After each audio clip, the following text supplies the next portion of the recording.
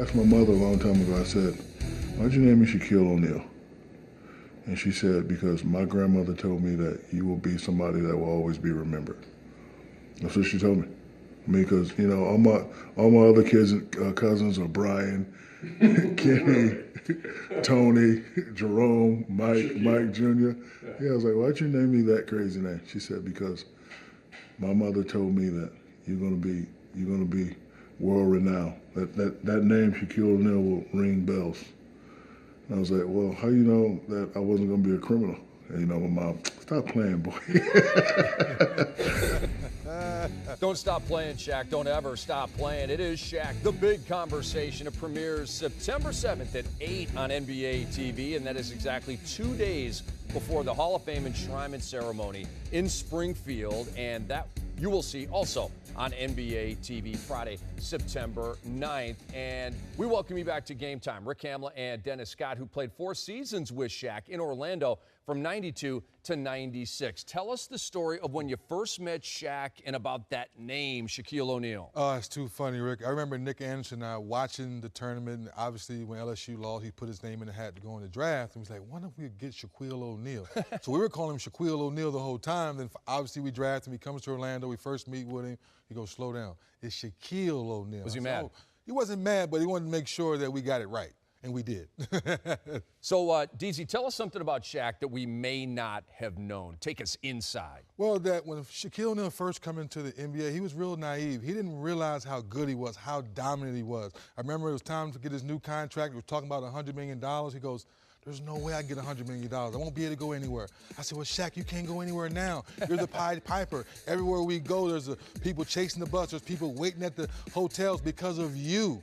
He goes, really? I said, yeah. You see all these people out here? We didn't have these people waiting on us last year. We were a young expansion team trying to figure out who we were. But now we have Shaquille O'Neal in our team. In a way, you're dominating and off the court, being so friendly, the rapping, the acting, all those things, the personality. You said, wow. Now it's Shaq. It's no longer Shaquille. It's Shaq. The Pied Piper or the paid Piper? Maybe that's a topic for another day. Let's show you Shaquille O'Neal's career rankings. 7th all-time in points, 14th all-time in rebounds, 8th all-time in swats, 15 All-Stars, MVP, and 4 rings. How long did it take you to realize you were playing with a future Hall of Famer? Not long, Rick. I remember an exhibition game in South Dakota, and before the game, Shaq wanted to go walk around and see the town. I said, Shaq, there's a lot of snow on the ground. Let's go anyway. Went to the local mall, and next thing you know, the whole city, the whole small town of South Dakota was there watching us play. And then they said, wait a minute. This big guy's actually signing autographs, being friendly, being approachable. That's one of the best things we love about Big Fella. Yeah, we love Shaq, no doubt about that. What's the best advice you, his best friend, ever gave him? I remember because he was a big, Patrick Ewing fan, David Robinson, because they could shoot the jump shot, the fadeaway, the free throw line jump shot. And I said, Shaq, no. I'm not throwing you the ball in the post. I'm not throwing you the ball when you pop out. I want to throw you the ball around the rim so you can dominate. 1 or 2 dribbles, barbecue chicken, and go ahead and finish the basket. That's the part of Shaq where he respects the game so much, he respects his elders so much, he wanted to be like some of those guys. I'm like, no, big fella, you don't need a jump shot. The baby hook, the dunk, the baby hook, the dunk. They will never get tired of that. And by the way, you get double teamed a lot. That makes life easier for guys like me. So all those elbow sandwiches that Deke got in the finals barbecue back in the day, chicken, like he says. They go back to the advice that Dennis gave him. All right, so we have come to a very dramatic point of our interview here about Shaquille O'Neal. We want to find out, everybody out there in NBA TV land wants to know your top 5 centers all time and where Shaq is ranked. This was a tough one because I had to put the friendship to the side and just about basketball. Kareem Abdul-Jabbar, obviously the best shot in basketball, the sky hook. Bill Russell, the defense, we know how that's always been. Shaq, you're the most dominant big man we've ever seen. Yes, I know Wilt has some dominant numbers and arguably the best stat in basketball, 100 points, but Shaq more dominant. And last but not least, Hakeem the Dream Shake, maybe the most talented big man we see with his ball handling, the fadeaways, pushing the ball full court.